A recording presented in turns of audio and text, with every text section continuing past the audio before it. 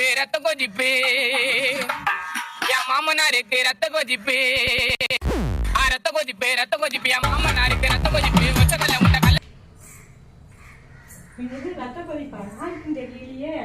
யார்கிட்ட கேட்கல அவள் அடிக்கிட்ட கேட்டு ஃபோன் பண்ணி தான் கேட்கணும் உங்களுக்கு.